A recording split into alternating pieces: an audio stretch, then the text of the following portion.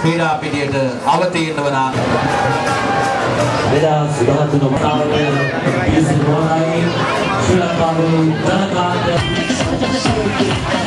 මෙහා කහ පැහැය මිශ්‍ර ටී-ෂර්ට් එකක් පෙරද තමයි. ඒ වගේම මේ එන්ටර්ටේන්මන්ට් ආයතනය අංශයක් තිබෙනවා. වීදුරුව රත්නසිරි මහත්මයා කටයුතු කරද්දී පන්දු රැකීම සඳහා එන්න බල. ඔව් මාහිරන් තාමත් දෙන්නේ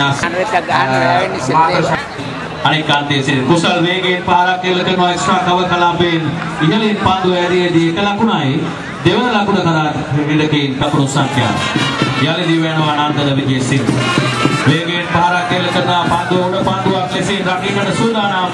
ඒ අනුව වේදෙන් ක්‍රීඩා පිටියේ නිවත් වෙනවා. නායකයා ක්‍රීඩා පිටියට අවතීර්ණ වන ආකාරය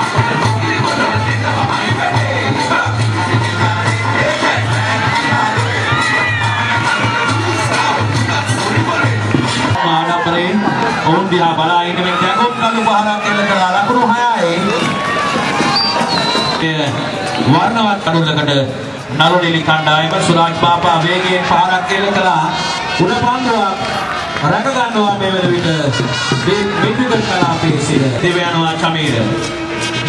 වේගයෙන් පහරක් එල්ල කරනවා ඉහළින් පන්දුව ඇදෙන්නේ ලකුණු 6ක් වේ යුතුයි. ලකුණු පාර්ටිසිපේට් ක්‍රීඩා පිටියේ 3යි. කඩලු 3ක් පිට වෙන්නේ අවසන් දැවේගිය ක්‍රීඩකයන් සුරාජ් මාපා ලකුණු 12. මේ නාමජලව අපදැන් සිටින්නේ තරයි.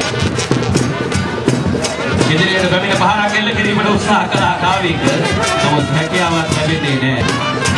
ඉදිරියට වේගයෙන් පහරක් එල්ල කරන උඩ පන්දුවක් ලෙසින් චමීර ස්ථානගත වුණා. ඒ සමගින් කාවිකගේ ඉනිමනිමාවට පත් වෙනවා. 4ක් බෙද වෙන්නේ අවසන්.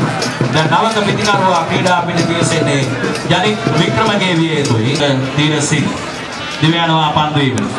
පහරක් එල්ල කරන ඔන් ඩ්‍රයිව් පහර ලොං ඔන් වෙත එක ලකුණයි. ධනුෂ් වික්‍රමගේ අලංකාර පහරක් එල්ල කරනවා ෆයින් ලෙග් සහ ස්ක්වාලික් අතරට එක ලකුණයි. එම චමීර යලි දිවයනවා පන්දු වීම. හොඳ පන්දුවක් ඉවර දක්වන්න ලැබෙන්නේ. යනිත්ගේ සිරුරේ වැදුනා දුන්නා අපි දන්නවා මුණ දීම සඳහා. පහරක් එල්ල කරනවා පන්දු ඇරියේදී ෂෝට් ස්ක්වාලික් කලාපයේ එක ලකුණ. පහරක් එල්ල කරනවා පන්දුව හතරේ සීමාව ආසන්නයේදී දක්ෂ ලෙස නතර කළා. දිවයනවා පන්දුවේ. වර පහරක් එල්ල කළා දරුෂ්ක දැන සිටියේ නැහැ නිසාකාරයෙන්. කඩුල්ලට එල්ල කළා පන්දුව.